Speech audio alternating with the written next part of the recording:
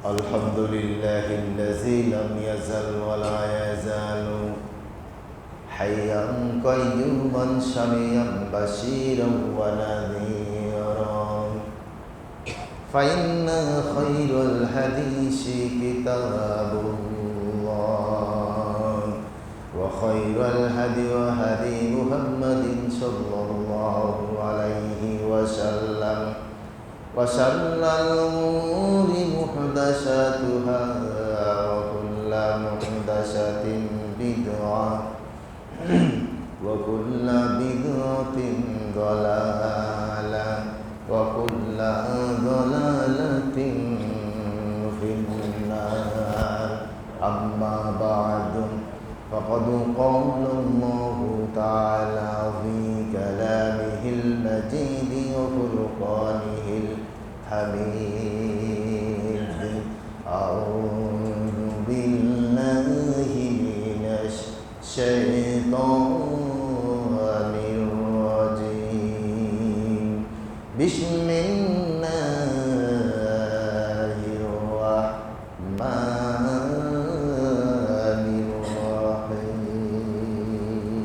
الرحيم يا أيها الذين آمنوا كتب عليكم الصيام كما كتب على الذين من قبلكم لعلكم تتقون صدق الله العظيم إلى آخر آية. عن عبد الله بن عمرو رضي الله تعالى عنه قال قال رسول الله صلى الله عليه وسلم الصيام والقرآن يشفعان للعبد يوم القيامة ويقول الصيام أي ربي منعته الطعام وشفيني ويقول القرآن أي ربي منعته النوم بالليل فشفيني فيه قال فيشفعني رواه مسند أحمد মনে হয়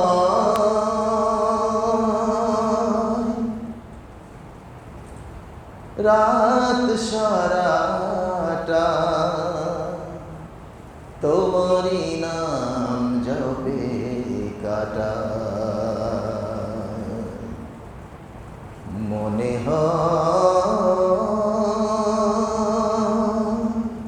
দিন সারাটা তোমারই নাম জপে কাটায় আল্লাহ আল্লাহ আল্লাহ ওই আকাশে চন্দ্রটা জোছনা বিলায় তোমার নামে ওই রাতের তারারা মিটি মিটি আলো জ্বলে তোমার নামে মনে হয় রাত সারাটা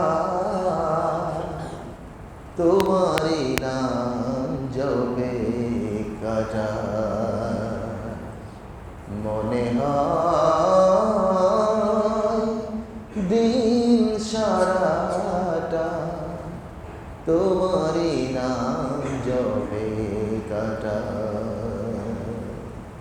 সমগ্র সৃষ্টি সেই রবের প্রশংসায় ব্যস্ত প্রতিটি মুহূর্তে সেই রবের প্রশংসা সে রবের বরত্ব মহরত্ব ঘোষণা হচ্ছে একটা মুহূর্ত বাকি নাই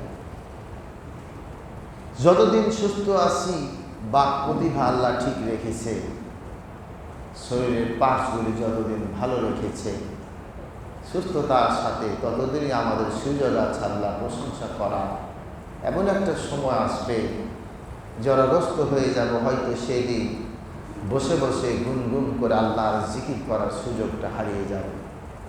আমরা সবাই আল্লাহর একটু প্রশংসা করে নেই, তার গুণগান করে নেই। সবাই বলুন সুবহানাল্লাহ, আলহামদুলিল্লাহ, লা ইলাহা ইল্লাল্লাহ, সুবহানাল্লাহ, আলহামদুলিল্লাহ, লা ইলাহা ইল্লাল্লাহ। মান ক্বালা সুবহানাল্লাহি ওয়া বিহামদিহি সুবহানাল্লাহিল আযীম মি'আতা মাররা হুব্বাত খতায়া মি'আতা মাররা হুব্বাত খতায়া ইন্না ফিতনা জামানিল বাহার। এই যে আমরা জিকিরটা করি দুই একবার, অনেকে কেন করে না?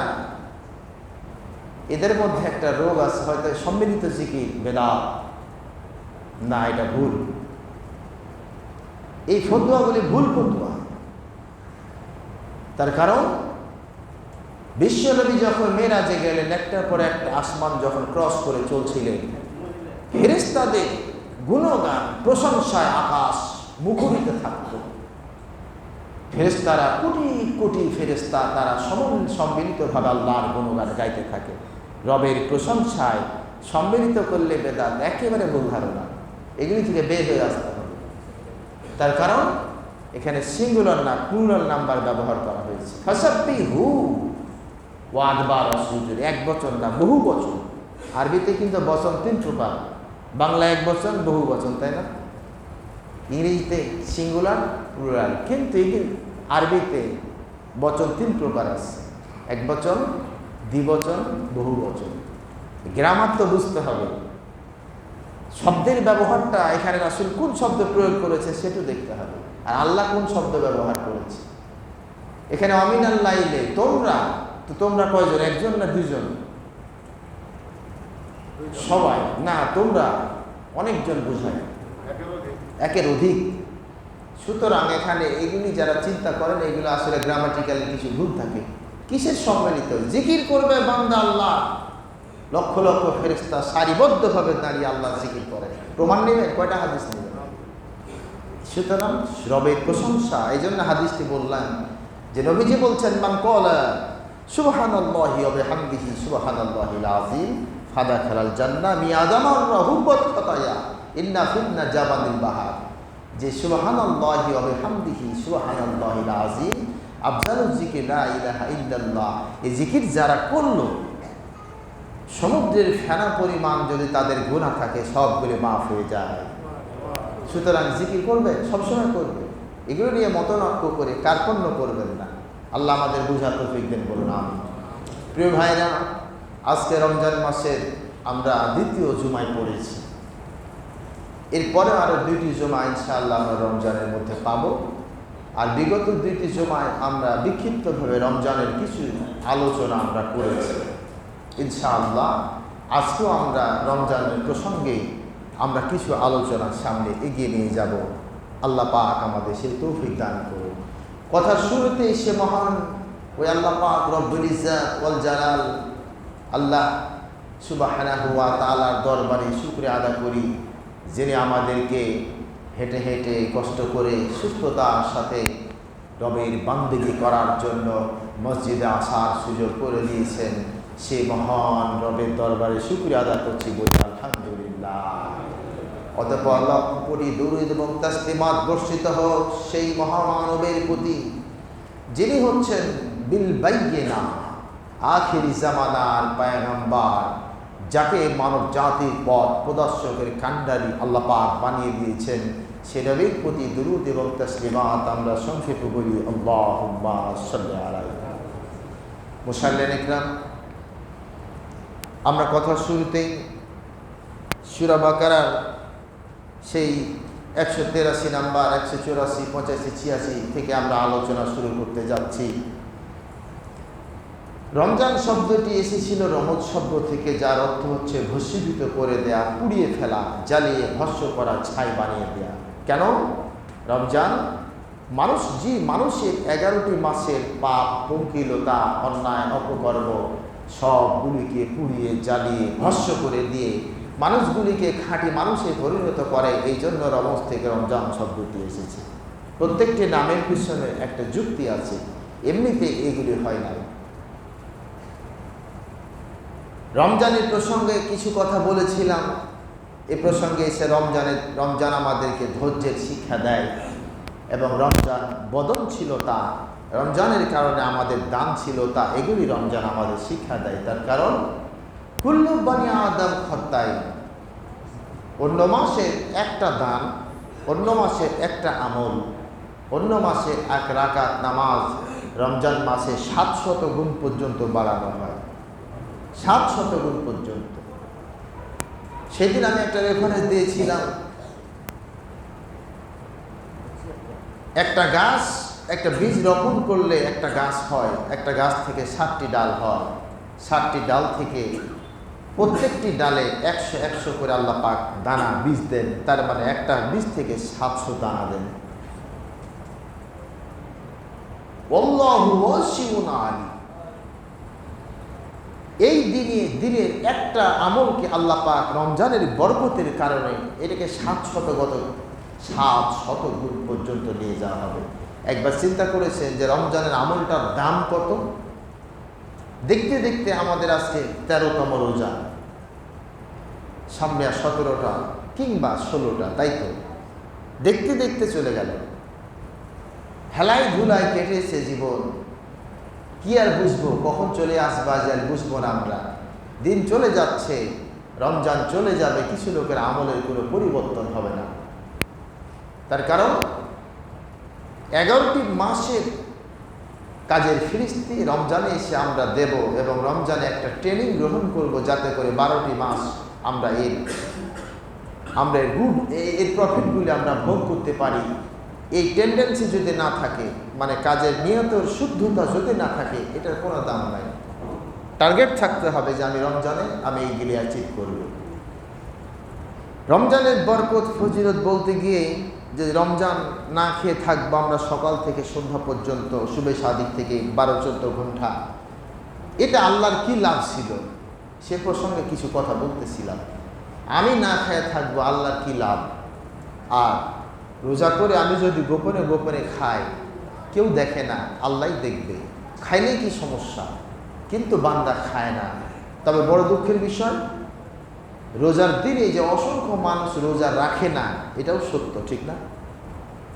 হোটেলগুলি দেখবেন রমজান মাসে ঘিরে রাখে পর্দা দিয়ে। আবার কি রঙের পর্দা দেয় কোন তো? লাল রং। কেন জানেন? রেড সিগন্যাল ঘিরে রাখছে দোকানদার, তুমি খাইতে পারো, আমি দোকান খুলে রাখছি, কিন্তু রেড সিগন্যাল, এটা খাইও না, তিলকা হুদুদ আল্লাহ, এটা বর্ডার ক্রস করো না। এই জন্য লাল পর্দা দিয়ে ঘেরা থাকে। বান্দাকে বোঝাচ্ছে রেড সিগন্যাল মানে বিপজ্জনক। যে কোনো কাজে রেড সিগন্যাল, রেল লাইনে ক্রস করছে বিপদ, আপনি লাল পতাকা উড়াবেন, ট্রেন থেমে যাবে, বিপদ সংকেত। সমানে চলতেছে মানুষ, কত মানুষ রোজা করে না, কিন্তু ইফতার দেখে তো বুঝবেন না, 42 পদের আইটেম দিয়ে ইফতারে বসতেছে। আর একটা ফতুয়া পাইছে যে সারাদিন রোজা রেখে যে ফজিলত, ইফতারও তেমন ফজিলত। এখন এরা চিন্তা করে, হাই হাই, রোজা না খায়া, রোজা না করে যদি ইফতার করে এত ফজিলত পায়, ফজিলত থেকে কেন বঞ্চিত হব? আধা ঘন্টা ধরে ইফতার করে খায়া নামাজের খবর নেই, আছে না? এগুলি বাস্তব কথা, এগুলো আমার বানানোর কথা না। তাকওয়া লাআল্লাকুম তাত্তাকুন, যাতে করে তোমরা তাকওয়া ভীরু হতে পারো। তাকওয়া ভীরুর অর্থ কি? মাথায় বড় পাগড়ি বাঁধা, জুব্বা পরে, কাপড় ঝুলায়া এদিক সেদিক দেখবেন, এর নাম তাকওয়া? এর নাম তাকওয়া নয়। আজকাল দেখবেন কিছু কিছু পোশাক দিয়ে এভাবে ঝুলাই রাখে, এটি টানে, এটা টানে, এটা কি বোঝায়? এই পোশাক আসলে এই পোশাক পরছে নাকি কোনোদিন? কই থেকে পাইছে এগুলা? আবার একবার করে টানে, এদিকে একবার টানে, ঢেকে ঢেকে রাখে, এর নাম তাকওয়া নয়। তাকওয়া হচ্ছে প্রত্যেকটি কাজের পূর্বেই স্রষ্টাকে স্মরণ করে সেটি থেকে বিরত থাকা, অন্যায় হলে বিরত থাকা, ভালো হলে কাজটি করার নাম হচ্ছে তাকওয়া। ব্যাখ্যাগুলি তো উল্টা পাল্টা করে জনগণকে বানাইছে উল্টা পাল্টা, এজন্য আমাদের মধ্যে এত দ্বন্দ্ব সংঘাত। রোজার ফজিলত, সুতরাং তুমি যে রোজা রাখতেছো না, তুমি ভিতর ভিতর খাইতেছো, লাল পদ্মার আড়ায় ঢুকা খাবার খাইতেছো, সেদিন দেখলাম আমি ট্রেন ভ্রমণ করে আসলাম, ইফতারের সময় হয়ে গেলে গাড়ি দাঁড়াইছে আব্দুলপুরে। কিছু লোক সমান ইফতার করে ইফতার শেষে নামাজে তো গেলই না, ধরাইলো সিগারেট, প্রায় সারাদিন না খায় আসে। ফলমূল আপেল কমলা এত কিছু খাওয়া পেট ভরলো না, সারাদিন না খায় আসে, ধরলো সিগারেট। এ কি রোজা করতেছে? তুমি যা ফাঁকি দিচ্ছ, যা করতেছো, আল্লাহু আলামু, সব কিছু ফিরিস্তি আল্লাহর কাছে হয়ে যাচ্ছে। মানুষের ফাঁকি দিয়ে লাভ নাই, সে স্রষ্টা তোমার হিসাব নেবেন, সে স্রষ্টাকে ভয় করো। ওয়ালামু আন্নামা আমওয়ালুকুম ওয়া আওলাদুকুম ফিতনাহ ওয়া আন্নাল্লাহা ইনদাহু আজরুন আযীম।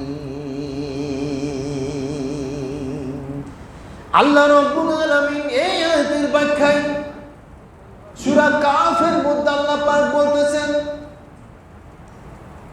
নাহনু আ'লামু বিমা ইয়াকুলুনা ওয়া মা আনতা আলাইহিম বিজাব্বারিন ফাযাক্কির বিল কুরআনি মান ইয়াখাফু ওয়াঈদ। ও নবী, ওরা যা বলে, ওরা যা চিন্তা করে, আমি তাও জানি। নাহনু আ'লামু বিমা ইয়াকুলুনা ওয়া মা আনতা আলাইহিম বিজাব্বারিন। ওরা যা বলে, ওরা যা করে, আমি সবগুলি জানি। সুতরাং আপনাকে আমি তাদের উপরে জোর জবরদস্তি করার জন্য পাঠাই নাই। আপনি কোরআন দ্বারা তাদেরকে নসিহত করবেন যারা আল্লাহকে ভয় করে। কোরআন দিয়ে নসিহত করবেন যারা আল্লাহকে ভয় করে। সুতরাং ইন্না আলাইনা লাল হুদা, নবী তো তার দায়িত্ব ফাতাহুল মুবিন, সুস্পষ্ট আকারে তার বাণীগুলিকে মানুষের সামনে পৌঁছায় দিচ্ছেন, বুঝাই দিচ্ছেন। এই জন্য আল্লাহ পাক বিল বাইয়িনা শব্দ ব্যবহার করেছেন, সুস্পষ্ট বাস্তবতার সাথে বুঝিয়ে দিচ্ছেন। তুমি করবা কিংবা করবা না, মানবা কিংবা মানবা না, সেটি তোমার ব্যাপার। মানিত্তাদা ফাইন্নামা ইয়াহতাদি লিনাফসিহি ওয়া মান দাল্লা ফাইন্নামা ইয়াদিল্লু আলাইহা। তুমি যদি এটিকে মানো, গ্রহণ করো, তুমি তোমার উপকার করতেছো, পরকালের ভালো করতেছো। তুমি এটিকে মানবা না, লঙ্ঘন করবা, তুমি তোমার নিজের ক্ষতি করতেছো, কারো লাভ নাই। এই যে আমি বলতেছি, যে কাউকে আল্লাহ আমাকে বলাচ্ছে, এটা বলাচ্ছে আল্লাহ আমাকে বলাচ্ছে, আমার বলা কাজ, বুঝিয়ে দেয়া কাজ, যতটা আমার শক্তি সামর্থ্য আছে। রোজার ফজিলত, শারীরিক ফজিলত। রোজা হচ্ছে দৈহিক ইবাদত। এর একটা ব্যাখ্যা দিয়ে আমি আয়াতের প্রসঙ্গ চেঞ্জ করতেছি। রোজা আমাদেরকে ধৈর্য শিখায়, বদান্যতা, দানশীলতা শিখায়। আর রোজা করলে কি হবে? রোজার যে ফজিলতের মধ্যে শারীরিক যে ফজিলত, আল্লাহ আমাদের দুনিয়ায় ভালো থাকার জন্য রোজা দিয়েছেন। এর একটা উদাহরণ, বিজ্ঞানীরা গবেষণা করেছেন যে 1 মাস ব্যাপী যারা রোজা পালন করে, নিয়ম অনুযায়ী 1 মাস রোজা পালন করে, এদের উপরে গবেষণা করে বিজ্ঞানীরা 21টি পন্থা আবিষ্কার করেছেন। 21টি রোগের প্রতিষেধক রোজা হিসেবে বিজ্ঞানীরা আবিষ্কার করেছে। রোজার কারণে 21টি রোগ ভালো হয়। তো 21টি রোগের বিবরণ তো 1 ঘন্টায় সম্ভব না, আমি 2-1টা দিচ্ছি। যেমন 1 নাম্বার, জৈব কোষ, টক্সিন অ্যাসিড। আমরা সারা বছর প্রতিনিয়ত যে খাবারগুলি খাইতে থাকি, এই খাবারগুলি খাইতে খাইতে শরীরের মধ্যে টক্সিন অ্যাসিড, যেটিকে জৈব কোষ বলা হয়, এগুলি জমা হয়ে এগুলি জীবাণু সৃষ্টি করে, ব্যাকটেরিয়া, ছত্রাক সৃষ্টি করে। এই 30 দিন রোজা রাখার কারণে, সারাদিন যে আমরা না খেয়ে থাকি, গ্লাইকোজেনের নিঃসরণের কারণে আমাদের এই জৈব ক্রিয়াগুলি, এই টক্সিক অ্যাসিডগুলি দূর হয়ে যায়, আলহামদুলিল্লাহ। 2 নম্বরে হচ্ছে শরীরের রোগ প্রতিরোধ ক্ষমতা, ইমিউনিটি বাড়ে এবং ক্যান্সার, দুরারোগ্য ক্যান্সার মানে স্টেম সেলের ক্ষতিগ্রস্ত স্টেম সেলগুলি নিরাপত্তা লাভ করে। বিজ্ঞানীরা গবেষণা করতেছেন যে প্রতি বছর মানুষের শরীরে কমপক্ষে 50 থেকে 60 লক্ষ আপনার শরীরের মধ্যে কার্বোহাইড্রেট জমা হয়। তো এগুলি যদি রিফাইন করার ব্যবস্থা না থাকে কি হবে? তখন আমাদের আর্টারি, রক্তনালী, শ্বেতকণিকাগুলি ভেঙে পড়ে এবং আমাদের গ্লাইকোজেন বেড়ে যায় এবং শরীরে বিভিন্ন জায়গায় চর্বিগুলি জমে, যেমন হার্ট, কিডনি, তারপরে আপনার শরীরের বিভিন্ন মাংসপিণ্ড, চামড়ার নিচে নিচে এগুলিতে বিভিন্ন ধরনের চর্বি জমে এগুলিতে অ্যালজেইমার্স নামক এক প্রকারের রোগ তৈরি হয়, যার কারণে মানুষ জরাগ্রস্ত হয়ে যায়। কোরআন তার সার্টিফাই করছে, বিজ্ঞান আবিষ্কার করছে এখন। আর কোরআন আজ থেকে সেই শতাব্দী পূর্বে, ১,৫০০ বছর পূর্বে সেই কথা কোরআন আল্লাহ পাক বলে ফেলছে কীভাবে গ্লাইকোজেনের শরীর জরাগ্রস্ত হয়ে যায়। অনেকে দেখবেন শরীর মোটা হয়ে যায়, ভুঁড়িটা ফুলে যায়, তার মানে তার শরীরে গ্লাইকোজেন বাড়ছে, তার শরীরে স্নেহ চর্বি জাতীয় পদার্থ এগুলি জমে টক্সিন অ্যাসিড সৃষ্টি করার কারণে শরীরের এমন অবস্থা হয়, অল্পে মানুষ তখন বৃদ্ধ হয়ে যায়, জরাগ্রস্ত হয়ে যায়। আল্লাহ রাব্বুল আলামিন সূরা নাহলের মধ্যে ব্যাখ্যা করতেছেন অ্যালজেইমার যে রোগ হয়, কোরআন কারীমের মধ্যে সূরা নাহলের মধ্যে আল্লাহ সেই তত্ত্ব উপাত্ত উপস্থাপন করে দিয়েছেন। আল্লাহ পাক বলতেছেন, আল্লাহু খালাকাকুম সুম্মা ইয়াতাওয়াফাকুম ওয়া মিনকুম মান ইউরাদ্দু ইলা আরজালিল উমুর লিকাইলা ইয়ালামা বা'দা ইলমিন শাইআ ইন্নাল্লাহা আলিমুন কাদির। আল্লাহ পাক বলেন, আল্লাহু খালাকাকুম সুম্মা ইয়াতাওয়াফাকুম, আমি সৃষ্টি করে তোমাদেরকে আমার মৃত্যু দেয়া, তোমাদেরকে আমি আল্লাহ আবার ফেরত দেই, সৃষ্টি করে মৃত্যু দেয়া ফেরত নেব। আর তোমাদের মধ্যে যারা কিছুটা বয়স, দীর্ঘ বয়স পেয়ে যাবে, তোমরা কি লক্ষ্য করে দেখো না তাদের মধ্যে অনেকে জরাগ্রস্ত হয়ে যায়, বিকারগ্রস্ত হয়ে যাওয়া, কর্মণ্য হয়ে যায়। আর যার কারণে এরা তাদের জীবনে যে জ্ঞানগুলি অর্জন করেছে, নিজেই অর্জিত জ্ঞানগুলি থেকে তারা বঞ্চিত হয়ে যায়, তারা মাহরুম হয়ে যায়। বিজ্ঞানের আবিষ্কার কোরআন কিভাবে সার্টিফাই করতেছে, যারা দীর্ঘদিন বাঁচো দেখো জরাগ্রস্ত হও, বিজ্ঞান সেটাও বলছে জরাগ্রস্ত কেন হয়। আল্লাহর নবী মদিনার জীবনে যখন রাষ্ট্র কায়েম করলেন, তৎকালীন রোম সম্রাট মুকাউকাস, রোমান সম্রাট মিশর, ইরাক এবং ব্যাবিলন নিয়ে যে রোমান সম্রাট মুকাউকাস থেকে একজন ডাক্তার আসলো মদিনার জীবনে। ডাক্তার এসে চিকিৎসার জন্য দাতব্য চিকিৎসারা ডিসপেন্সারি তার চেম্বার খুললো, কিন্তু দীর্ঘ 1 মাস হয়ে গেল, কোনো রুগী নাই, কোনো রুগী আসে না। 1 মাস পর ডাক্তার আবার তার রাজ্যে ফিরে যাবে, নবীজির সঙ্গে দেখা করার জন্য আসলো। নবীজি খবর নিলে বললেন, ডাক্তার তোমার কি খবর, রোগী কেমন পাইলাম? এইবার ডাক্তার বলে, আপনি আল্লাহ রাসূল, আপনি মদিনার সম্রাট, মদিনার আপনি প্রেসিডেন্ট, আমি আল্লাহর নামে কসম করে বলি, দীর্ঘ 1 মাস ধরে আমি ডিসপেন্সারি আমার চেম্বার খুলে বসে রয়েছি, আজ পর্যন্ত 1 মাস হয়ে গেল, একটা রোগীও পাই নাই। বললেন, ও নবী, ও রাসূল, এর ব্যাখ্যা কি? 1 মাস ধরে একটা রোগী পাইলাম না, তার কারণটা কি? আল্লাহ নবী বললেন, রে ডাক্তার তুমি শোনো, আমরা মুসলমান, কোরআন আমাদের সংবিধান। ডাক্তার তুমি শোনো, নাহনু কওমুন, তিনি বললেন, নাহনু কওমুন লা নাকুলু হাত্তা নাজওয়া ওয়া হাত্তা নাজওয়া। ডাক্তার শোনো, আমরা এমন এক কওম, এমন এক জাতি যারা ক্ষুধা না লাগলে খায় না, আর ক্ষুধা লাগলে খাইতে বসলেও পেট পুরে কখনো খাই না, ক্ষুধা রেখে আমরা খাবার থেকে উঠে যাই। নাহনু কওমুন, আমরা ওই জাতি। রোজা আমাদেরকে সেই ডিসিপ্লিন শিখায়, সময় কিছুটা সময় আমাদের পেটকে খালি রাখতে হবে। গ্লাইকোজেন যখন বেড়ে যায়, এরপরে শরীরের যখন চর্বি স্নেহ জাতীয় পদার্থগুলি জমে, আপনারা লক্ষ্য করে দেখবেন রোজার কারণে সকাল 10টা, 11টা, 12টা, দুপুর পর্যন্ত, দুপুর গড়ায় যায় বিকাল 3টা পর্যন্ত মানুষগুলি একটু ক্ষুধার্ত হয়, একটু ক্লান্ত হয়। দুপুরের দিকে ক্ষুধা লেগে উঠে, ঠিক না? ক্ষুধার্ত লেগে উঠে দুপুরের দিকে। কিন্তু কি আশ্চর্য ব্যাপার, যখন বিকেল হয়ে যায়, বিকেলের পর থেকে মানুষগুলি আবার সুস্থতা, কিছুটা প্রফুল্ল লাভ করে। কি দেখেন না, যে আসর যখন গড়ায় গেছে দেখবেন আবার ক্লান্তিটা আপনার কম লাগতেছে, এরকম হয় না? এর কারণ কি?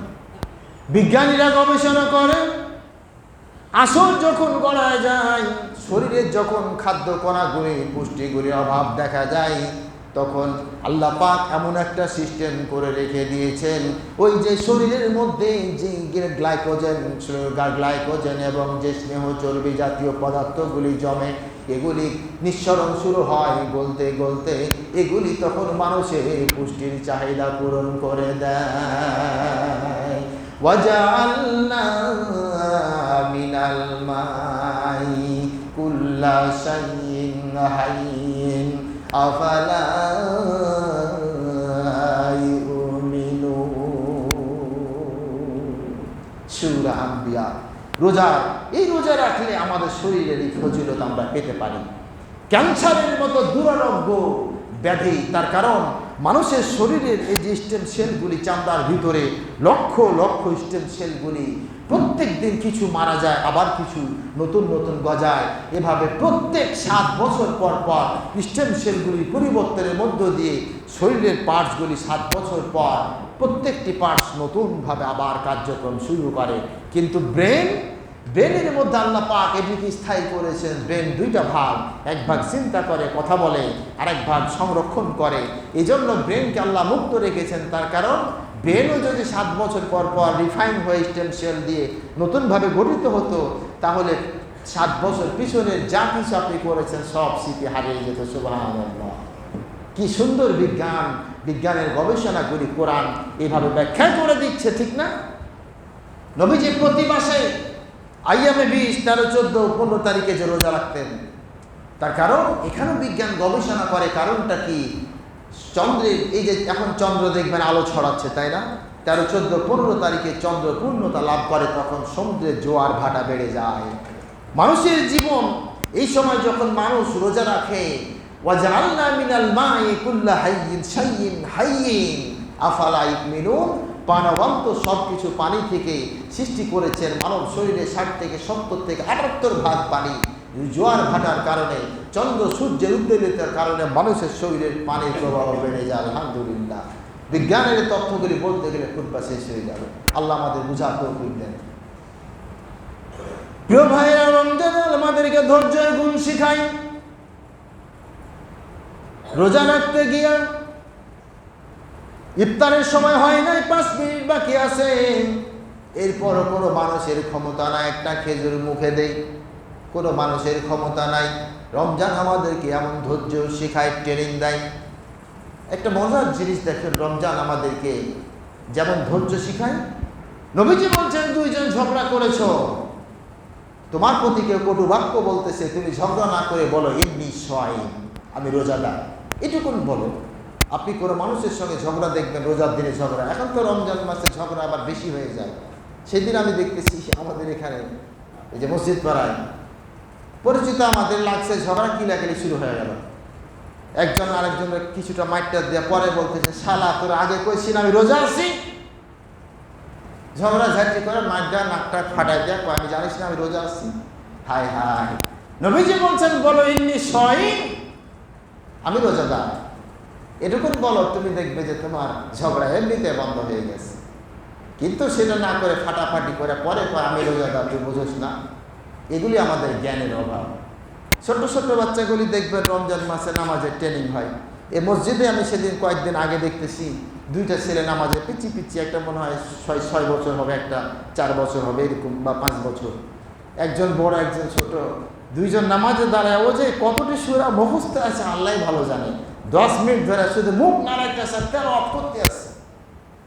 ছোট বাচ্চাটা চিন্তা করে, কিরে মাঝে মাঝে ওর দিকে তাকাইতেছে, আবার তাকাইতেছে। কিছুক্ষণ পর রুকু থেকে সেজদা গিয়ে অনেকক্ষণ সেজদায় বসে আছে, সেজদা করতেছে, উঠে না। বাচ্চাটা আবার মাঝে মাঝে মাথা উঠে ওর দিকে তাকায় দেখতেছে উঠছে কিনা। এগুলি নামাজের ট্রেনিং।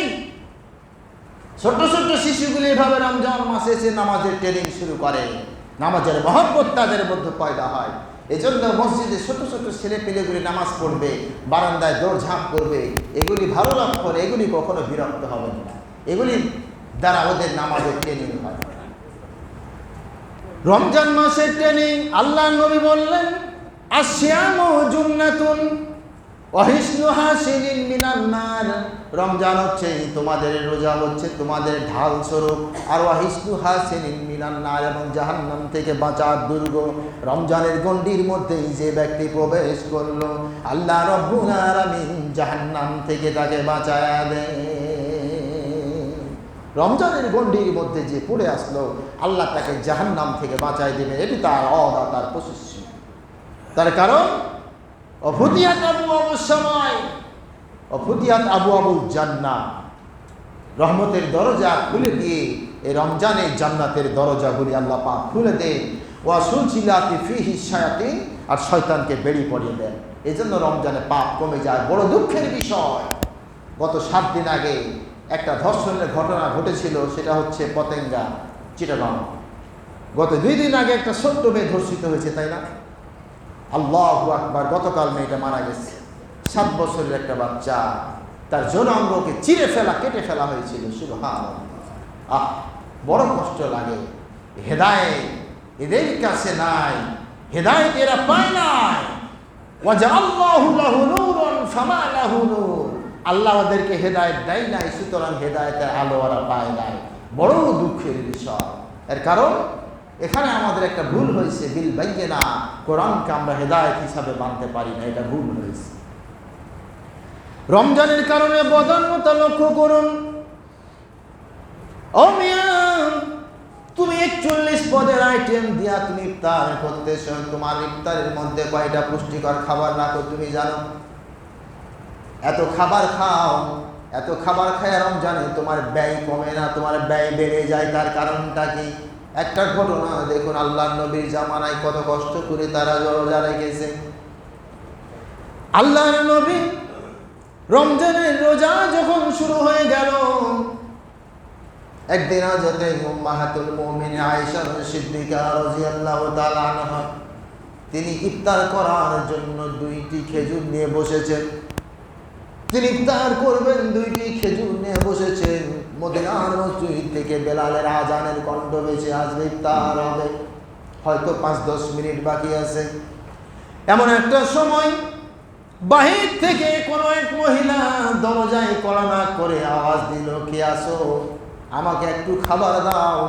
আমি 2টা ছোট্ট ছোট্ট শিশু নিয়ে ক্ষুধার্ত অসহায় অবস্থায়, একটু খাবারের ব্যবস্থা করে দাও। হযরতে আয়েশা সিদ্দিকা রাদিয়াল্লাহু তাআলা আনহা দরজা খুলে দেখেন, একজন মা 2 হাতে 2টা অসহায় ছোট্ট শিশু 2 হাতে ধরে দাঁড়ায় আছেন। ছোট্ট ছোট্ট শিশু আহারে কয়দিন থেকে খায় নাই, ক্ষুধার্ত ক্লিষ্ট চেহারা নিয়ে। হযরত আয়েশা সিদ্দিকা বললেন, মা গো তুমি কি চাও? ওই মহিলা বলে, মা গো আমি 3 দিন ধরে অনাহারে আছি, ছোট্ট ছোট্ট শিশুগুলি অনাহারে আছে, যদি পারো একটু খাবারের ব্যবস্থা করে দাও। হযরত আয়েশা সিদ্দিকা রাদিয়াল্লাহু তাআলা আনহা তিনি বলেন, আমার সহ্য হলো না, আমি আমার ইফতার করার খেজুর 2টি ওই মহিলার হাতে দিয়া দিলাম। এই মহিলা খেজুর 2টি নিয়ে ভেঙে দিয়ে বিচি বের করে 2টি সন্তানদের হাতে ধরায় দিল। তার 2টি সন্তানকে খেজুর 2টি খাওয়াই দিল, নিজে খাইলো না। হযরত আয়েশা সিদ্দিকা বলেন, আমি আবার বাড়ির ভিতর থেকে 2টি খেজুর বের করলাম, আমি আবার তার হাতে 2টি খেজুর দিলাম। এইবার মহিলা আবার 2টি খেজুর দিয়া 2টি শিশুকে দিয়া দিল, নিজেও খাইল না। আজান হয়ে গেল, মহিলা পানি দিয়ে তার রোজা ভেঙে ফেললো, ইফতার করে ফেললো। আর হযরত আয়েশা সিদ্দিকা বলেন, আমি বললাম, মা গো 2টি খেজুর দিলাম, 2টি খেজুর তুমি 2টি শিশুরে দিলে, আবার 2টি খেজুর আমি তোমারে দিলাম, আবার 2টি শিশুরে দিলে, তুমি পানি দিয়ে খাবার খাইলা, পানি দিয়ে রোজা ভেঙে ফেললা। মা বলে, মা গো আমি 2টি শিশুরে আমি গত 3 দিন ধরে মুখে কোনো খাবার দিতে পারি নাই, আজকে আমি 2টা করে 4টা খেজুর পেয়েছি, তার আমি মুখে দিয়েছি, জানি না আবার কালকে তাদের মুখে খাবার দিতে পারবো কিনা, কিন্তু আমি বিশ্বাস করি আমার মনে বড় শান্তি হয়। আমি তাই বলি, বাবারে তোমরা খেজুর 2টি খাও, পানিকে ক্ষুধা নিবারণ করো। তোমাদের ক্ষুধা নিবারণ হলে আমি মা আমার ক্ষুধার যন্ত্রণা মিটে যাবে। ওয়াজআলনা মিনাল মাই কুল্লা শাইইন হাইয়্যিন, আফালা ইউমিনুন ওয়া ফি খালকিকুম ওয়া মা ইয়াবুসসু মিন দাব্বাতিন আয়াতুল লিকাউমিন ইউকিনুন। সুবহানাল্লাহ।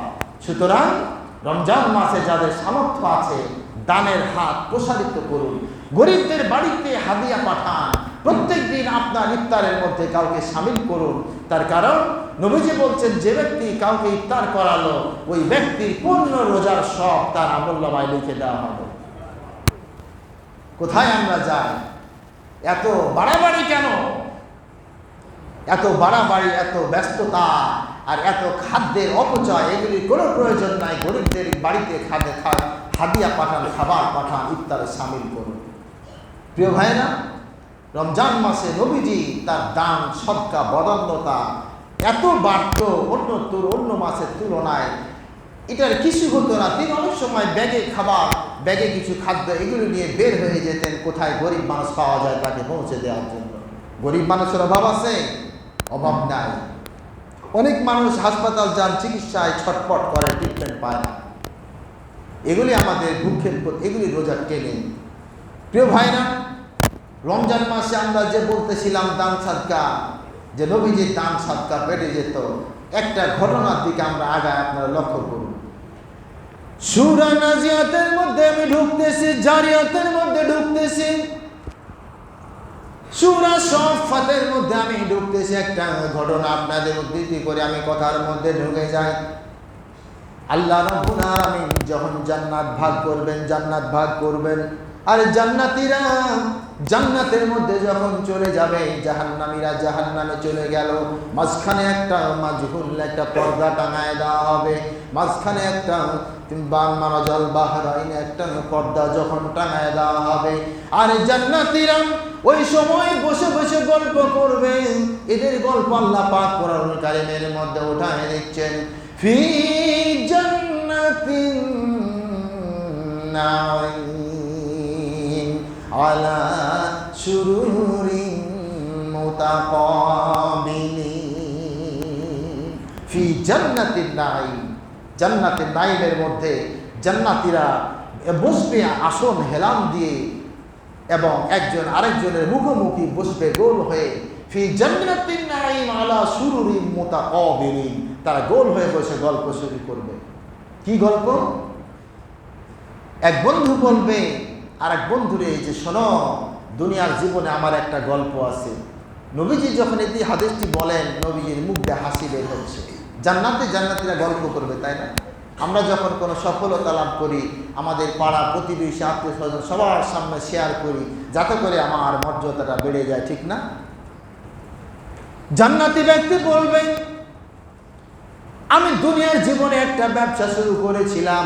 আমরা দুই বন্ধু ৮,০০০ দিরহাম দিয়ে একটা ব্যবসা শুরু করলাম। বছর শেষে আমাদের ব্যবসা, বছর শেষে ৮,০০০ দিরহাম আমাদের লাভ হলো। এরপর আমরা দুই বন্ধু ৮,০০০ দিরহামকে আমরা ভাগ করে নিলাম। এই আল্লাহ পাক সূরা জারিয়াতের মধ্যে যখন আয়াতটি বলছেন, ফি জান্নাতিন নাঈম আলা সুরুরিন মুতাকাবিলিন, এই জান্নাতি ব্যক্তি বলবেন, ৮,০০০ দিরহাম যখন আমরা ভাগ করে নিলাম, দুইজনে ৪,০০০ দিরহাম, ৪,০০০ দিরহাম। এরপরে আমার সেই বন্ধু শহরের মধ্যে এক খণ্ড জমি কিনলো। এরপর জমি কেনার পরে তিনি আমাকে দাওয়াত দিলেন, আমি গেলাম, আমাকে জমিন দেখালো, আর বলল, তুমি একটা জমিন প্লট একটা কিনে নাও। কিন্তু আমি রাত্রে গেলাম, নামাজের দাঁড়ায় গিয়া বললাম, আল্লাহ, আমি শহরের মধ্যে জমি কিনতে চাই না। আমি ১,০০০ দিরহাম দিয়ে আমার বন্ধু জমি কিনেছে, দুনিয়ার জমি। আমি ১,০০০ দিরহাম দিয়ে জমি কিনতে চাই না। আমি ১,০০০ দিরহাম তোমার রাস্তায় ব্যয় করে দিলাম। জান্নাতের মধ্যে তুমি আমাকে জমিন দান করো। তার মোনাজাত কবুল হয়ে গেল। কিছুদিন পরে আবার সেই বন্ধু ওই প্লটের উপরে একটা বিল্ডিং বানালো, সুন্দর সুরম অট্টালিকা বানালো। এরপর তাকে দাওয়াত দিল, বন্ধু বন্ধুকে বলল তুমি একটা বিল্ডিং বানাও।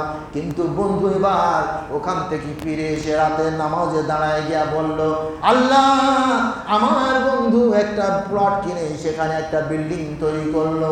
আমি দুনিয়ার জীবনে প্লটও চাই না, বিল্ডিংও চাই না। আমি আমার 1000 দিরহাম তোমার মসজিদ নির্মাণের জন্য ব্যয় করলাম। জান্নাতের মধ্যে তুমি আমার একটা প্রাসাদ দান করে দিও। আলা সুরুরিন মুতাকাবিলিন, এই আয়াতে ঢুকবেন, এই তাফসীরে মাজহারি ঘটনাগুলি এগুলি খুঁজে পাবেন। জান্নাতের মধ্যে এগুলি তারা গল্প করতেছে। আবার কিছুদিন পরে তার সেই বন্ধু বাড়িটারে সাজালো, রং করলো, টাইলস করলো, আসবাবপত্র দিয়ে বাড়িটারে ভর্তি বানায় দিয়ে একটা সুন্দর পরিবেশ তৈরি করলো।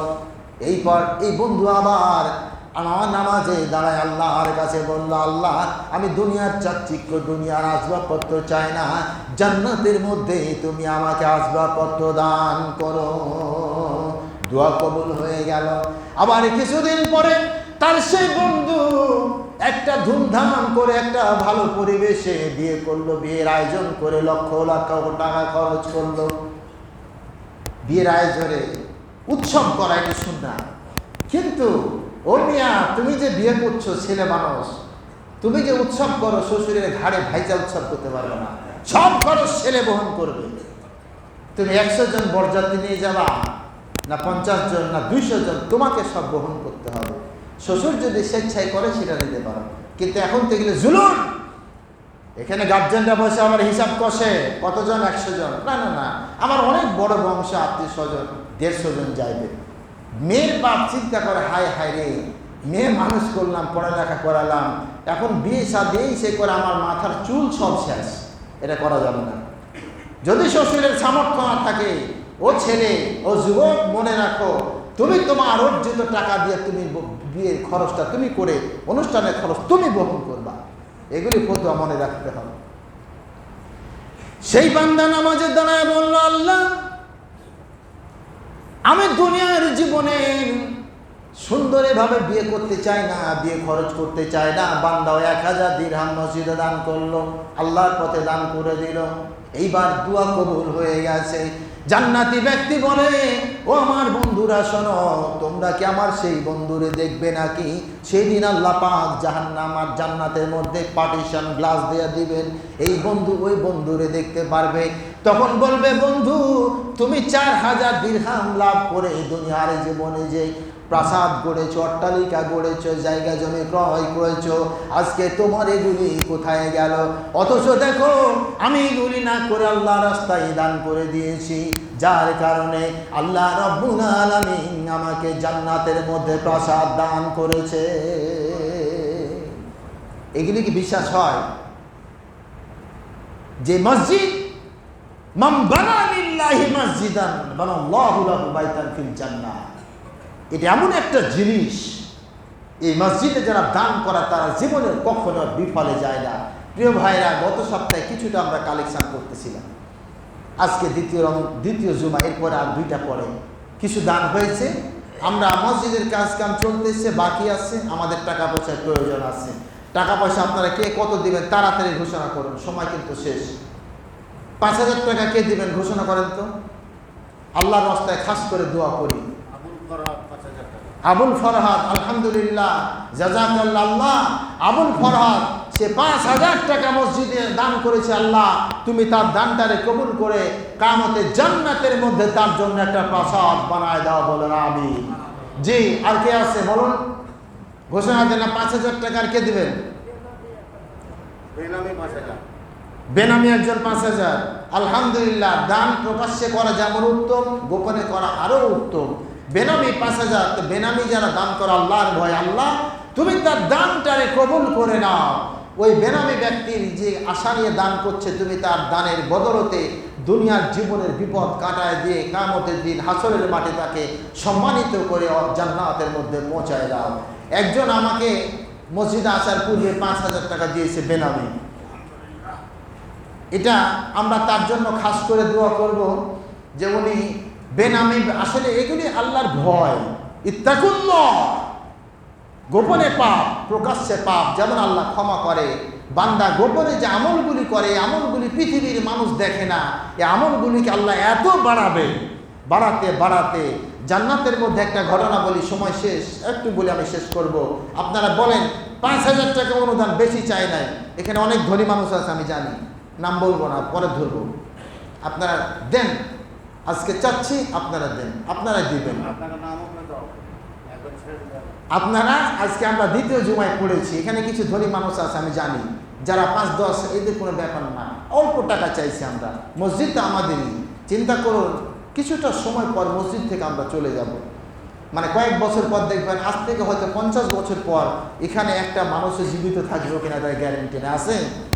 60 বছর আমাদের হায়াত, 70 বছর হায়াত, আমার উম্মতি বাইনা 60 থেকে 70, তারপরে তো দেখবেন 100 বছর বাইচে আসে, অনেক সম্পদ, আহারে একটা টাকা দেবার মতো তার কোনো ক্ষমতা নেই। এমন মানুষ আছে না?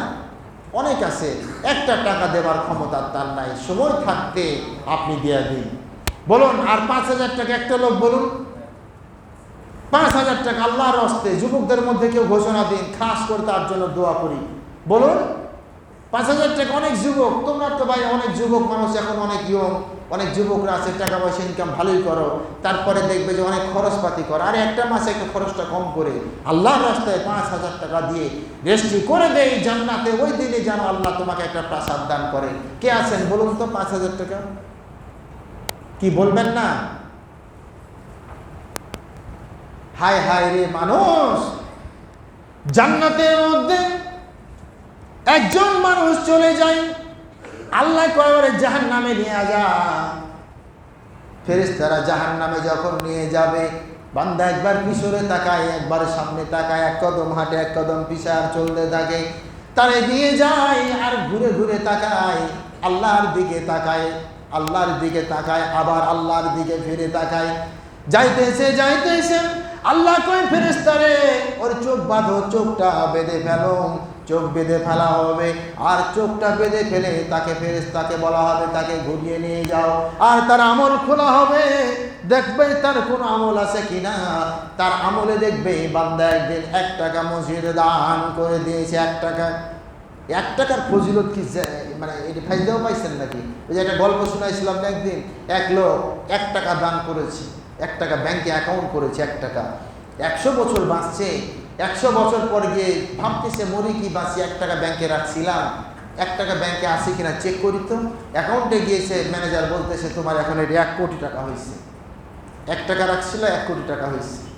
এত খুশি, সুবহানাল্লাহ। বস্তা ভর্তি করে 1 কোটি টাকা আনতেছে, কয় রিক্সা, এখান থেকে আঙ্গারিয়া পাড়া মসজিদ যাবা, কয় যাবো, কয় ভাড়া কত, কয় 90 লাখ টাকা। 90 লাখ টাকা ভাড়া। বরকতটা কোথায় বুঝছেন? বরকত আল্লাহ পাক বলবেন আমল নামা খুলো। আমল নামা খোলার সঙ্গে দেখলো বান্দা একদিন একটা কোটার মধ্যে 1 টাকা দান করে দিছে। আল্লাহ পাক বলেন ফেরেশতারা তার চোখ বান্দার তারে ঘুরায় নিয়ে যাও, জান্নাতের দিকে নিয়ে যাও।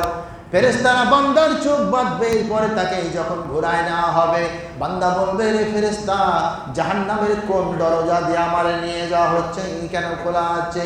যাইতে যাইতে বান্দাকে নিয়ে যাওয়া হলো। বান্দার চোখ যখন খোলা হলো, বান্দার সামনে দেখে এটা জাহান্নাম নয়, এটা জান্নাতের গেট।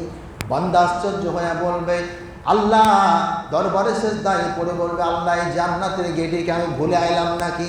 আল্লাহ কয় বান্দারে ভুলে আসোস নাই, তুই যখন জাহান্নামের দিকে যাইতেছিলি আমার দিকে তাকাইতেছিস, বারবার তাকাইতেছিস, আর আমি আল্লাহ তোর প্রতি রহম করে তোর ওই দিনের একটা দানকে আমি বাড়ায়া বাড়ায়া 1,00,000 গুণ বাড়ায়া তোর নেকিটারে ভারী করে দিয়ে আজকে আমি আল্লাহ তোর জান্নাত দেয়া দিলাম।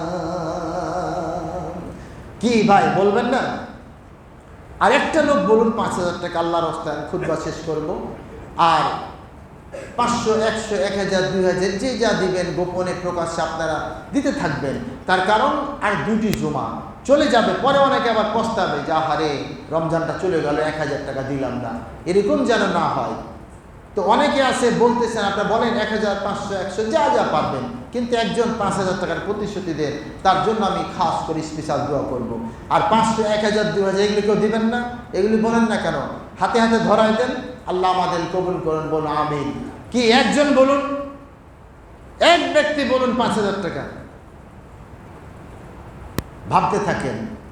উঠা দো পর্দা দিখা দো চেহারা के नूरे बारी हिजाबों में है, ज़माना तारीफ हो रहा है कि मेहर कब से निकाबों में है। उठा दो पर्दा दिखा दो चेहरा के नूरे बारी हिजाबों में है। प्रिय भाईरा, আজকে বদান্যতার কথা বলতে গিয়ে আমরা দান চাইতেছি। মসজিদ আল্লাহর ঘর, আপনারা মসজিদ বানাবেন, দিতে থাকবেন। আল্লাহ আমাদের সেই সামর্থ্য দান করুন, বলুন আমিন। ওয়া আখির দাওয়ানা আনিল হামদুলিল্লাহি রাব্বিল আলামিন। তবে আপনাদের প্রতি একটা অনুরোধ, সামনে 2টা জুমা, আপনারা আগামী জুমায় প্রস্তুতি নিয়ে আসবেন। যার সামর্থ্য 7 দিন চিন্তা করে পকেটে টাকা নিয়ে আসবেন প্রস্তুতির সাথে। প্রস্তুতি আলহামদুলিল্লাহ, আব্দুল সাত্তার চাচা উনি 5000 টাকা। আল্লাহ তুমি তারে বান্দার মান রক্ষা করো। আজকে জুমার মান যেমন ভাবে রক্ষা করেছে, জান্নাতের মধ্যে তাকে জাহান্নাম থেকে বাঁচায়া জান্নাতের উচ্চ মাকাম দিয়া সেই দিন তুমি হাসরের মাঠে তার মান বাঁচায় দিও, বলুন আমিন, আল্লাহুম্মা আমিন। সুতরাং সামনে জুমায় প্রত্যেকে প্রস্তুতি নিয়ে আপনারা আসবেন। আর যারা দান করলেন প্রকাশ্যে, কেউ গোপনে, কেউ নামে, কেউ বেনামি, আমরা ইনশাআল্লাহ সবার জন্য দোয়া করব, আল্লাহ যেন আমাদের কবুল করেন, আমিন। ওয়া আখির দাওয়ানা আনিল হামদুলিল্লাহি রাব্বিল আলামিন। ইন্নাল্লাহা ইয়া'মুরু বিল আদলি ওয়াল ইহসান ওয়া ইতা'i যিল কুরবা ওয়া ইয়ানহা আনিল ফাহশাই ওয়াল মুনকার ওয়াল বাগই ইয়া'iযুকুম লা'আল্লাকুম তাযাক্কারুন।